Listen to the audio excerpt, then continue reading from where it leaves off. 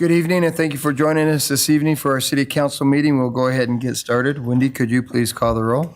Cheatham, Here. Lurick, Here. Manga, Mansfield, Here. Marchand, Here. Nichols, Here. Black, Here. Thank you. If you'd please stand for the Pledge of Allegiance, after which, if you would remain standing for the invocation, which will be offered by Pastor John Robinson, representing Gate City Christian Church. I Pledge allegiance to the flag of the United States of America and to the republic for which it stands, one nation, under God, indivisible, with liberty and justice for all. Would you bow your heads with me, please? Heavenly Father, we thank you for our mayor, the city council, and the leaders at every level of our city. Give them grace to bring truth and justice and stability to our area. Give them the power to do what is right, to be fair in their decisions. May our community be known for its justice. Let it always prosper from the influence of good men and women who have the best interest of our city in mind. Father, we ask this in Jesus' name. Amen. Amen. Thank you, Pastor. We'll move to agenda item 3 as the consent agenda. The following business items may be approved by one motion and a vote. If any one member of the council so desires, any matter listed can be moved to a separate agenda item. A, minutes. Council may wish to waive the oral reading of the minutes and approve the minutes from the following meetings. Budget meetings of June 28, 2023. Clarification and regular city council meetings of August 3, August 17, September 7, September 21, and October 5, 2023, and special city council meeting of October 5, 2023. B, material claims. Council may wish to approve material claims for the period of October 1 through 15, 2023. C, treasurer's report. Council may wish to approve the treasurer's report for September 23, showing cash and investments as of September 30, 2023. Human Relations Advisory Committee appointment. Council may wish to confirm the mayor's appointment of James Pascali to serve as a member of the Human Relations Advisory Committee, filling a long-term vacancy. James's term will begin October 20, 2023 and expire October 20, 2027. E, Library Board of Trustees appointment. Council may wish to confirm the mayor's appointment of Greg Gunter to serve as a member of the Library Board of Trustees, replacing Sean Yardley. Greg's term will begin October 20, 2023 and will expire July 1, 2027. F, Police Personnel Administration Rules. Council may wish to approve proposed changes to the Pocatello Police Department Personnel Administrative Rules, PAR. Council President Cheatham. Mr. Mayor, I move for approval of the consent agenda items A through F as listed in agenda item number 3. But before we vote, we have one of our appointees here this evening. I'm wondering if he would be interested in making a few words why he's choosing the library instead of the Pocatello Development Authority. I'll second. Okay, we've got a second. I had a feeling you were going to ask that question. That's why I'm here. I have, Greg, would you state your name? yes, Greg Gunter. Do you need my address or just Greg Just Gunter? Greg Gunter from Pocatello. I have served happily on the Pocatello Development Authority for the better part of 2 years now. I've enjoyed the experience. I've learned a tremendous amount about tax increment financing as one of the few tools available to cities that are hard dollar incentives for vigorous development in the city, and I've enjoyed the experience tremendously. This opportunity came up to serve on the Library Board of Trustees.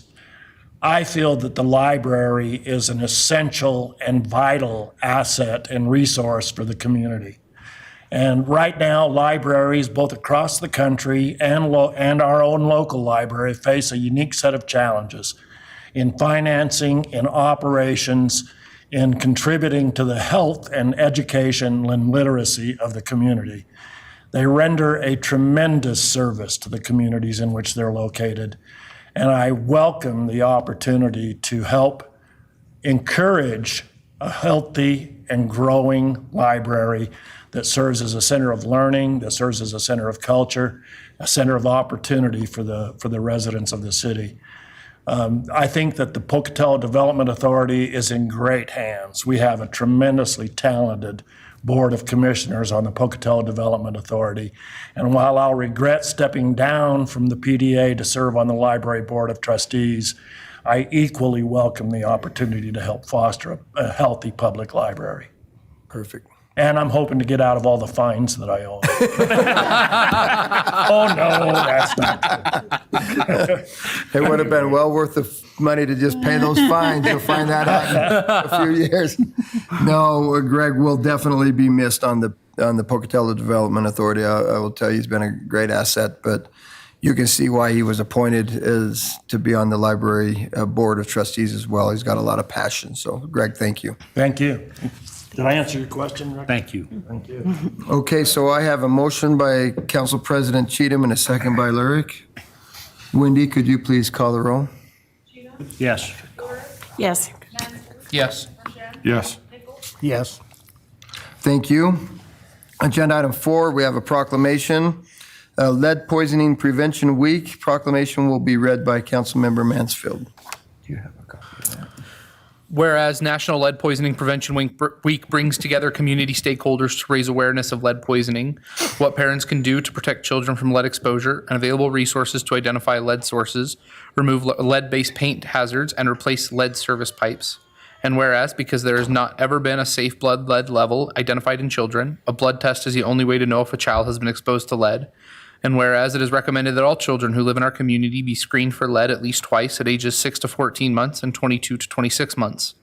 And whereas activities that disturb lead-based paint in homes built before 1978 may require the use of lead-safe work practices and a permit from the Environmental Protection Agency, EPA, and whereas during Lead Poisoning Prevention Week, the City of Pocatello's Lead Safe and Healthy Homes program will enhance awareness about the dangers of lead poisoning and about programs available to reduce lead exposures in homes, schools, and children developmental facilities. Now, therefore, I, Brian C. Bladd, Mayor of the City of Pocatello, do hereby proclaim October 22nd through 28th, 2023 to be Lead Poisoning Prevention Week in Pocatello, and urge our citizens to become better educated about lead poisoning and encourage everyone to have their homes tested for lead hazards. Absolutely, thank you. If you want to check in a minute, Christine. Thank you, Mayor Bladd and members of the council for declaring this week Lead Poisoning Prevention Week. The city operates a lead... who? Members of the city council for... You.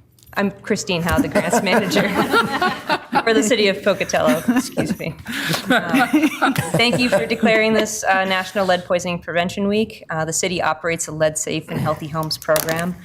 So we use this as an opportunity to raise awareness about folks who have children under the age of 6, ensuring they get tested for elevated blood lead levels. The majority of Pocatello's housing stock was built before 1978. Over nearly 70% of it. So there is a high likelihood of the presence of lead-based paint in some of your homes, and we offer grants and programs to test for the lead-based paint as well as mitigate. So if you suspect your home may have lead paint, please reach out to our office and we can see if you qualify for the grant program. We're also, this year we were certified as an EPA training facility, so we can offer the renovation, repair, and painting training to local contractors for free. That RRP certification is required if you're going to work on a home built before 1978. So we'd really encourage you to reach out to sign up for that training. And we also offer lead abatement worker training for free for contractors as well. So we're looking to just educate and provide some outreach to the residents and the contractors and hope you'll take advantage of our programming through the Lead Safe and Healthy Homes program. So thank you. Super, thank you. Thank you. We'll move to agenda item 5 is a calendar review. Council may wish to take this opportunity to inform other council members of upcoming meetings and events that should be called to their attention. November 2nd, 5:30 p.m. clarification meeting. At 6 p.m. will be a regular city council meeting. November 9 a.m. will be a city council work session. October 28, the annual National Make a Dogs Day event will take place at Philmeter Subaru dealership located at 1437 Yellowstone Avenue from 10 a.m. to 2 p.m. Pocatello Animal Services will have adoptable animals on site and offer discounted adoption fees thanks to Subaru. October 28, Zoo Boo at Zoo Idaho, 10 a.m. to 3 p.m. Zoo Idaho will be open on weekends only through October 29th. Annual leaf collections is scheduled for October 30 through November 25. Leaves must be placed in a large paper compostable bags, not boxes or plastic bags. Place compostable leaf bags curbside by 7 a.m. on a regular collection day to be taken to the Bannock County landfill compost site. Early voting continues through November 3rd at Bannock County Elections Office, 141 North 6th Avenue. Voting hours are 8:30 a.m. to 4:30 p.m. Election day is November 7. Please vote. Looking ahead, November 11, Veterans Day. City offices will be closed for this holiday. Sanitation Department collection trucks will remain on their regular schedule. We will move to agenda item number 6, Child Care Employee License Denial Appeal, Haley Woodworth. Haley Woodworth will be present to appeal the denial of her child care employee license application.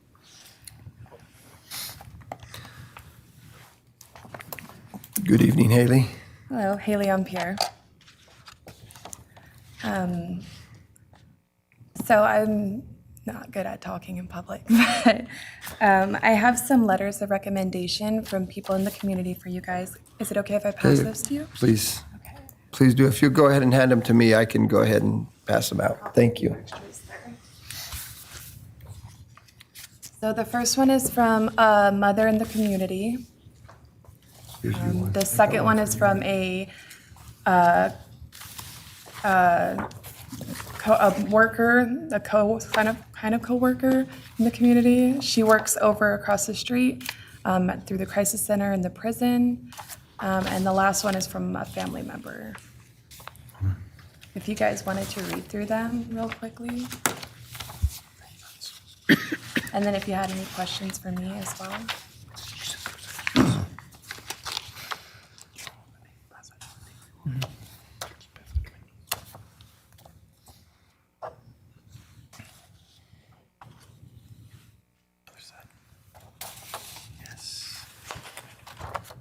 Did I not give you enough?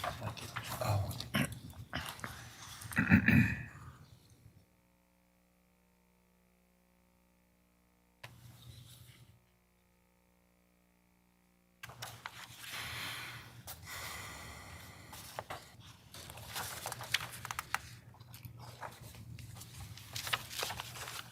Next. The third letter, who did you say? The third letter is Sister. Okay.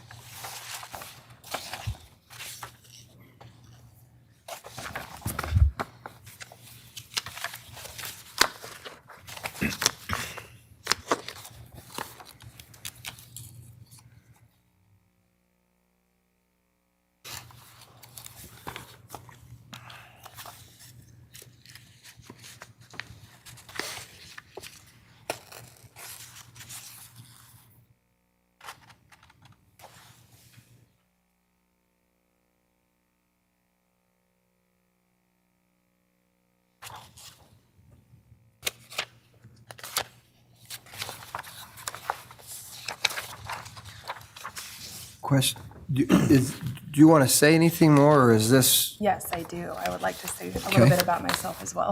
all right? So I started out my adult life in the military. I was a medic for 9 years. I left the military when my ex-husband left. We both decided to leave. And we moved to Twin Falls, where I worked in the childcare industry for quite a while. It was a lot better than working with adults for me, children. It was a different pace than the medic life is a little hard.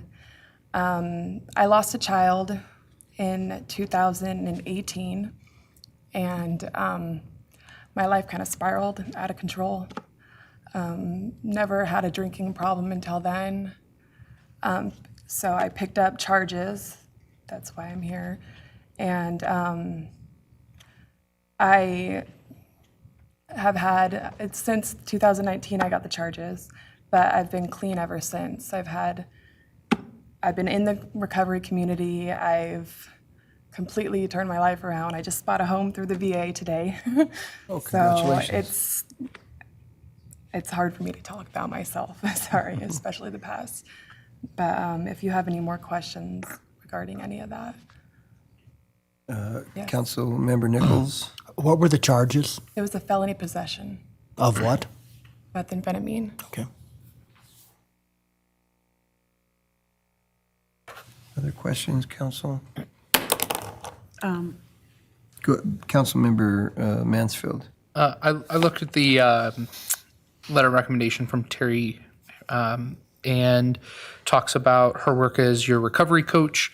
What programs are you currently involved with, if any, still? Oh, as of right now, so I was on probation, but I was released a year early, and Okay. I just got released about a week ago. When it comes to programs, I'm not required to be in a program, but I am the secretary at a local NA meeting where I attend 2 times a week, and I also am a mentor for people at this point in their early recovery. My husband works at Hope and Recovery across the street, so I'm always there doing community activities as well. If I might ask a follow-up, do you feel like you have a better support network than you did in 2019? Oh, yes, definitely. My life has changed a lot. I had a child. A big reason why I want to get back into the childcare industry is because my son was born 4 months premature because I was in an accident. And he's on oxygen, and he's got a lot of issues, and I don't feel comfortable leaving him. But having bought a house, we have to make extra money, so this is a way where I can have him in the same building as me, so I can know that someone's taking care of him close by, but at the same time be able to work as well. Councilwoman Lurick? And I think you said this, but I didn't catch it. How long have you been sober and clean? 3.5 years. 3.5 Yes, years? 3.5 years, and it was about 1.5 years that I was using, and that's it. I was done quick. It wasn't the normal lifestyle. My life before, I didn't even drink. I was, in military life and a mother, and I didn't do anything like that. So it wasn't for very long that I was using. So for me, it was easier for me to get out of that lifestyle than it was to be in it personally. Other questions, council? So you've worked in childcare before? Yes. And could you explain a little bit about what you've done in childcare? Yes, so I watched some friends' kids at first at home, but then I started working at a Montessori preschool, and I was, they kind of move you around, so I'd go between different classes and teach kids, and it was more of a daycare than a learning, but I did that for a while. I have lots of medical background, so I'm good with that, especially considering my son's issues. So with children, I can do most anything when it comes to medical issues. Great, thank you. Okay, other questions? Okay, thank you. Mallory, we'll have Mallory come up. Don't go far, though. Just stay right there. We'll have you speak again in a minute. Good evening, Mayor Bellad, City Council members. Mallory Bascom, Pocatello Police Department Licensing. As Ms. Woodworth stated, I denied her daycare license application in accordance with Pocatello Municipal Code 5.28.210 for having been found guilty of any felony and/or a violation of the Uniform Controlled Substances Act for a charge she received in 2019. Based on the information that she's provided here tonight, it sounds like she has done a lot of work to improve since this conviction. In reviewing her criminal history, I did not see any other charges that would disqualify her from working in childcare. I also think it's important to note that I spoke with her prospective employer and the director who interviewed Haley. Both had raving reviews based on the interactions they'd had with her. They were eager to hire her at the facility. So that's all the information that I have in terms of what I saw conducting the background and the reason for her denial. I can answer any questions that you guys may have for me. Councilmember Nichols. So how long would she be ineligible as it sits now? The city code for that type of charge says 10 years. is what I'm required to deny on, and then if they appeal, then they can come before the city council for a decision otherwise, but it's typically a 10-year restriction. Okay, thank you.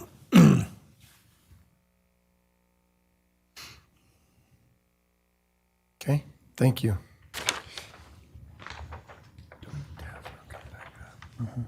Haley, would you like to, is there anything else you'd like to say? No, not at this time. Okay. Thank you. Mr. Ms. Mayor? Bates, yes? Oh, you want to go ahead? Go ahead. Councilwoman Lyric. These decisions are the hardest part of this job. It's always really difficult, but everything I'm hearing sounds like you have really made a big effort to turn your life around, and looks like you are on the right track. And my feeling is that it's a good idea to give you a second chance here, and I'm going to move to overturn the appeal. I mean, what's the word? Grant the appeal. Sorry, I can't think today. To grant the appeal. Second. Okay, we have a motion by Lyric and a second by Mansfield. Wendy, could you please call the roll? Lurick, Yes. Mansfield, Yes. Cheatham, Yes. Yes. Nichols, Yes. Super, thank you. If you want to work with Mallory to do whatever you need to do, that'd be great. Thank you. We'll move to agenda item 7, is public hearing, CDBG PY 2024 Annual Action Plan Needs Hearing. This time has been set aside for the council to hear comments from the citizens and organizations on any housing or non-housing community development needs they have identified that should be prioritized and included in the Community Development Block Grant CDBG program year 2024 Annual Action Plan. I declare the public hearing open.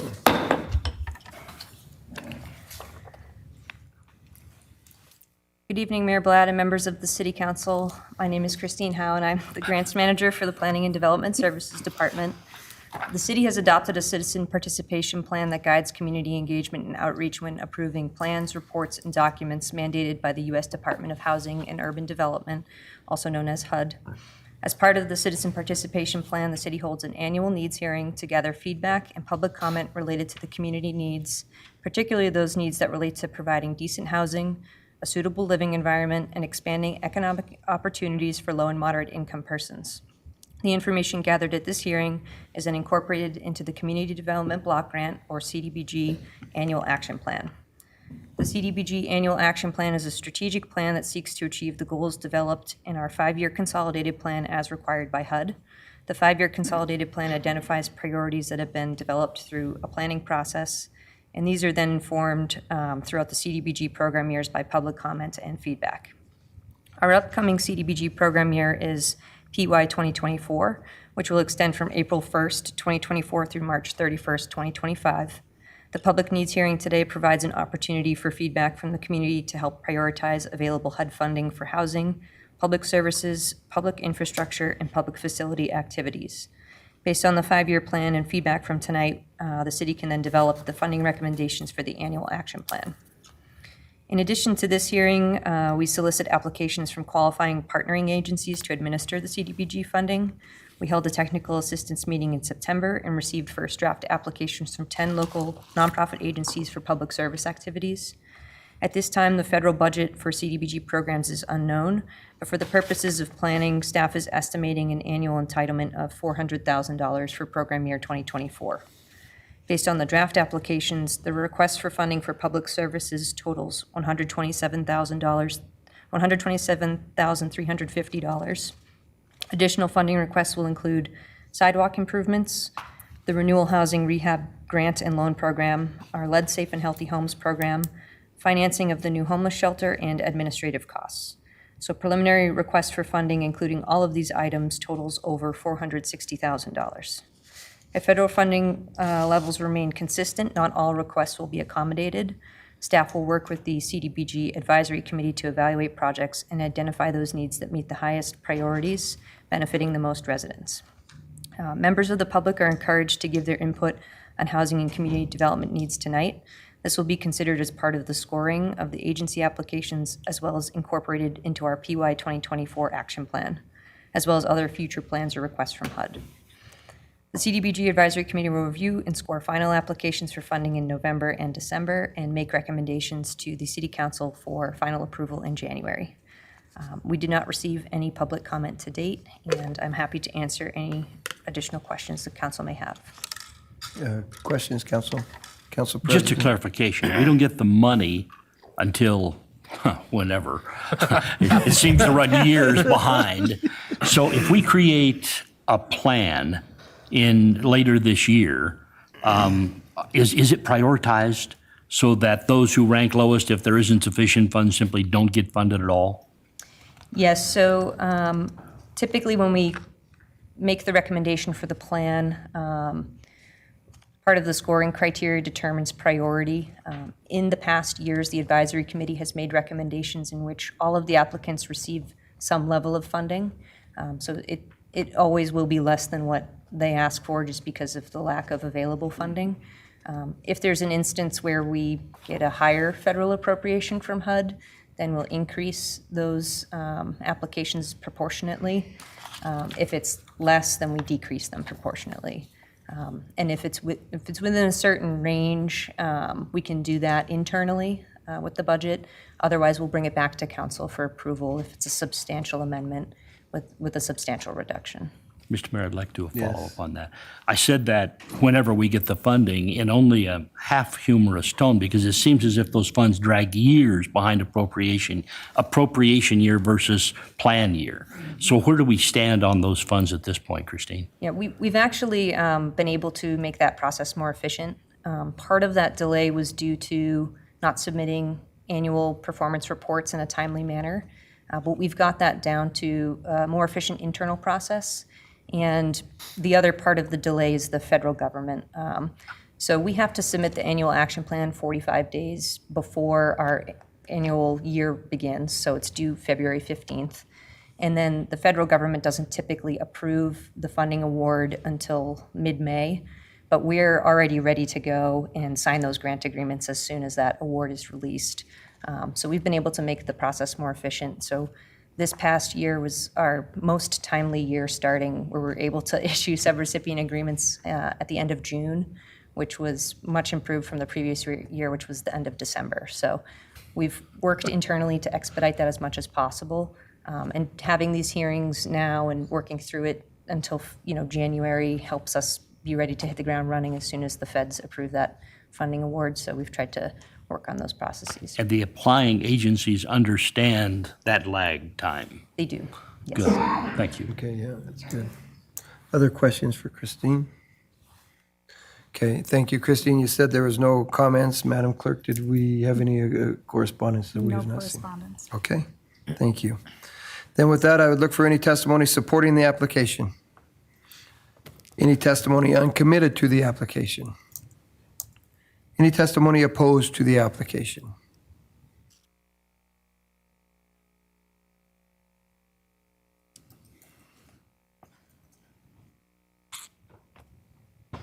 Mr. Idaho Law, citizen of Pocatello, still living in the most radioactive city in the world, and HUD is aware of the uranium contamination in our community and others in southeastern Idaho. I made sure of that. It's too bad we still don't address it and go for the money.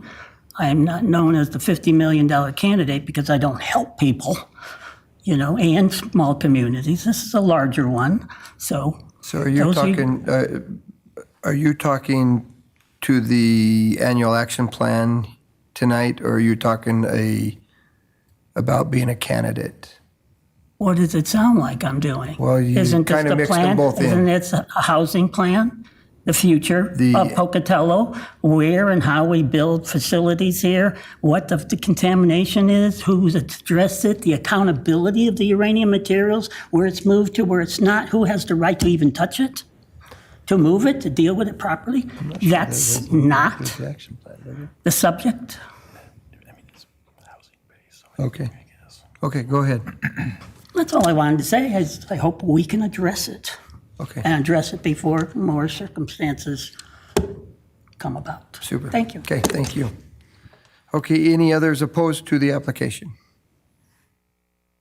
Okay, then, I don't know, Christine, if you'd like to say a few last things?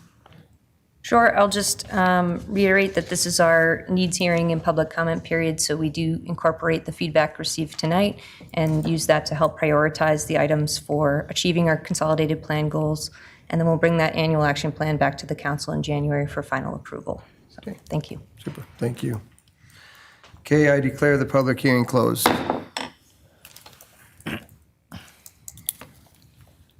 Okay, we will move to agenda item 8, U.S. Department of Housing and Urban Development Pathways to Removing Obstacles to Housing Pro-Housing Grant Application. Council may wish to approve submission of the grant application to the U.S. Department of Housing and Urban Development, HUD, Pathways to Removing Obstacles to Housing Pro-Housing Grant Program in the amount of $2,600,000. And if awarded, authorize the mayor's signature on all pertinent documents subject to legal department review. The grant would provide necessary funding to address barriers to affordable housing development. This grant does not require a match. Mr. Mayor? Yes. I move that we approve submission of the grant application to the U.S. Department of Housing and Urban Development, Pathways to Removing Obstacles to Housing Pro-Housing Grant Program, as outlined in agenda item number 8. And if awarded, authorize the mayor's signature on all pertinent documents subject to legal department review. Second. We have a motion by Lurick and a second by Cheatham. Wendy, could you please call the roll? Lurick, Yes. Mansfield, Yes. Marchand, Yes. Nichols, Yes. Thank you. Mr. Mayor? Yes. Could I just make a quick comment? I just want to thank our staff for pursuing this grant because, as we all know, housing is such an important issue here and across the country, but anything that we can do to help that situation is really a good thing. Super, thank you. We'll move to agenda item 9, bid acceptance contract, Brooklands Playground resurfacing project. Council may wish to consider the recommendations of staff for the following request regarding the Brooklands Playground resurfacing project. A, award the bid to the lowest responsive bidder, Final Cut Turf and Recreation LLC, in the amount of $153,413.40. And if the bid is accepted, B, authorize the mayor's signature on all pertinent documents between the City of Pocatello and Final Cut Turf and Recreation LLC in the amount of $153,413.40, subject to legal department review. Funding for the project is available through the American Rescue Plan Act, ARPA. Mr. Mayor, Yes. I would move for the, I would move to award the bid to lowest responsive bidder, Final Cut Turf and Recreation LLC, and authorize your signature on all pertinent documents as outlined in agenda item 9, subject to legal department review. Second. We have a motion by Mansfield and a second by Marchand. Wendy, could you please call the roll? Mansfield, Yes. Marchand, Yes. Cheatham, Yes. Lurick, Yes. Nichols, Yes. Thank you. Agenda item 10, purchase acceptance contract, Ross Park Water Slide Project. Council may wish to consider the recommendations of staff for the following requests regarding the Ross Park Water Slide Project.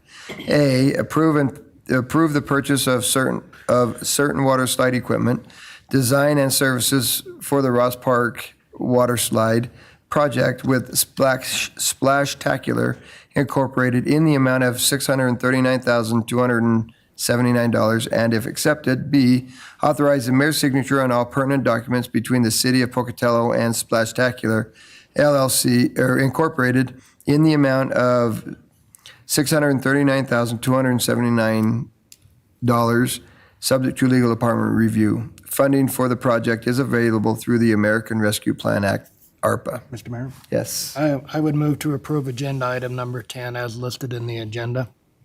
Second. We have a motion by Nichols and a second by Mansfield. Mr. Mayor, before we vote on this item, could we discuss it? Yes, absolutely. When I read this contract, it appears the company has deleted the first and second quarter of next year for delivery of this equipment. Is that accurate?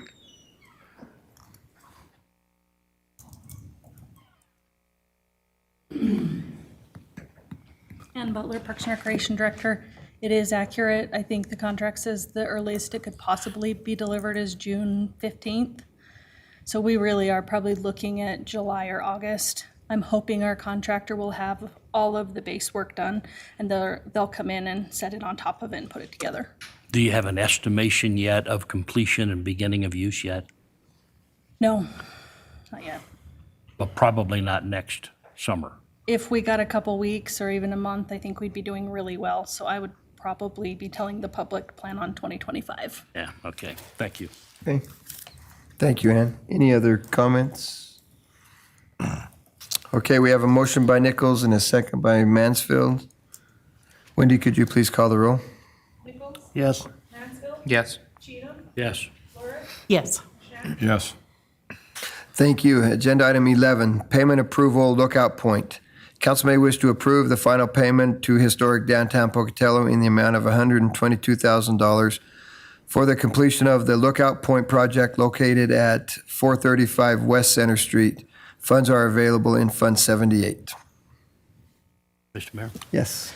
Mr. Mayor, I'd move for approval of the payment approval for the final payment to Historic Downtown Pocatello for Lookout Point in the amount of $122,000 as outlined in agenda item number 11. Second. We have a motion by Cheatham and a second by Lurick. Wendy, could you please call the roll? Cheatham? Yes. Lurick? Yes. Mansfield? Yes. Marchand? Yes. Nichols? Yes. Thank you. Agenda item 12, items from the audience. This time has been set aside to hear items from the audience not listed on the agenda. Items which appear somewhere else on the agenda will not be discussed at this time. The council is not allowed to take any official action at this meeting on matters brought forward under this agenda item. Items will either be referred to the appropriate staff or scheduled on a subsequent agenda. You must sign in at the start of the meeting in order to be recognized. As a reminder, there's a total of 15 minutes for this agenda item and 3 minutes per speaker. We'll go ahead and get started. Idaho law.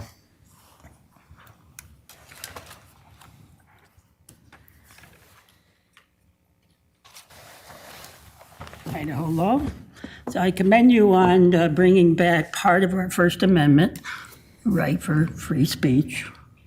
And I'm here also for our First Amendment, for the right for me to assemble with you and others. And I'm also here because I am the press, so I like your input. I like what you do. I like to observe, and I will publish it, especially, as it deems fit. And lastly, our right to petition, our right to prosecute, to arrest. So I'm all basically the First Amendment. They're not sections. It's not like the Second Amendment where it's just one sentence. First Amendment's got a bunch of parts and they're all equal. And so we forget about that no one is above the law. Not Jared, not Brian, not anybody here. And so when it comes to the issues, such as I'm a person who saves children and people and the citizens of Pocatello from further acts of willful murder of the first degree, criminal child abuse, criminal child neglect, criminal child endangerment, to wit, the inclusion of willful acts of poisoning and contamination causing irreparable damage, mutations, death, innumerable cancers and leukemias, all of which are in the public domain. Make sure you all know that.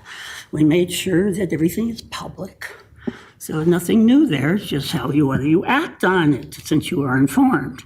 And has been submitted both publicly and to wit in numerous federal testimonies, which will result in the filing and pursuit of numerous personal charges and class action lawsuits for both in criminal and compensation of damages.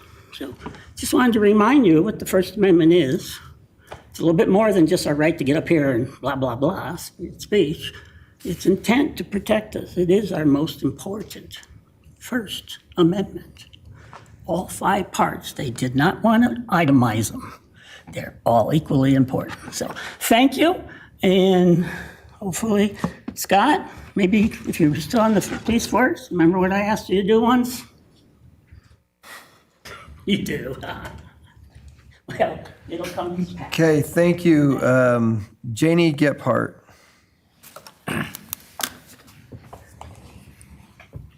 Thank you for letting me be before you. I'm Janie Gebhardt, and I'm a resident here in Pocatello. I want to speak on behalf of support for our library.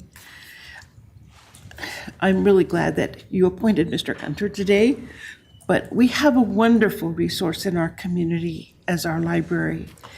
And at other times, I have heard our library director speak about how if people have questions, they're welcome to bring the questions to the library board to ask them, and there is a process for that.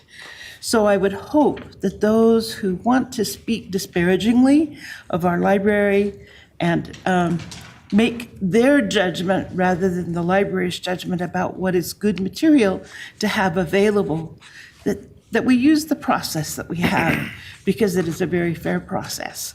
So just want to say thank you for supporting a very good part of our community. Thank you, Janie. Lydia Noble.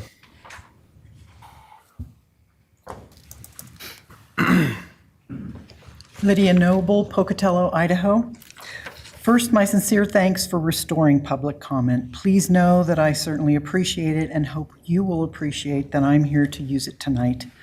I have 3 requests or questions for council. First, during the interview at the end of Monday night's town hall, Mayor Blad mentioned that there is a somewhat lengthy process for addressing, resolving public comments, that it might take longer than just asking council or city personnel directly. I'd be very interested in understanding what that process is and exactly why the process would change in any way between expressing an issue or concern to one member of the council versus to the full council during public comment. Next question. Also, since questions often have zero to do with any pending or potential future decisions, which statute prevents you from responding? And third, during my town hall comments, Council President Cheatham and several other council informed me that procurement card purchases are now indeed being reviewed by council. Please, can I obtain more specifics as to when that began? Is council reviewing P-card expenditures from all city departments versus perhaps a random sample?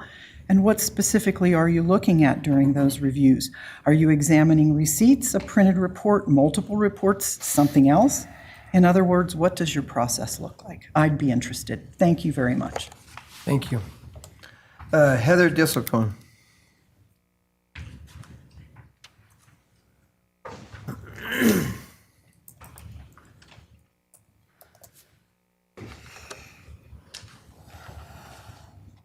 Heather Disselkoen, Pocatello.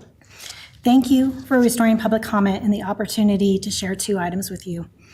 First, I'm beyond frustrated with certain statements made from this dais attempting to absolve those parties responsible for what are, in my opinion, bad budget balancing practices with consequences that are beginning to come to light. I want to make it clear to this council and, more importantly, for the public, that those statements placing blame on others are not true.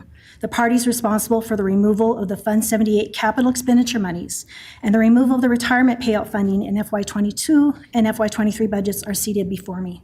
It's not disputable. It's on the record. Both those budgets passed on a 3-3 split with the mayor's tie break vote. Former members lacked the votes to have even suggested the cuts attributed to them, which they did not suggest or recommend. Those of you responsible need to take ownership for the temporary budget balancing measures you took and fix the underlying problem, please. Number 2, much discussion took place this past summer about the need to plan ahead and plan for future maintenance. Council was told that Fund 78 had been restored for FY24. The public was told $1 million had been budgeted, but you missed asking a very critical question. No one asked what the source behind that funding was. The real problem associated with the cut of Fund 78 funding that took place in FY22 and FY23 budgets wasn't the cut of spending authority. It was the removal of the allocation of revenue that provided the funding.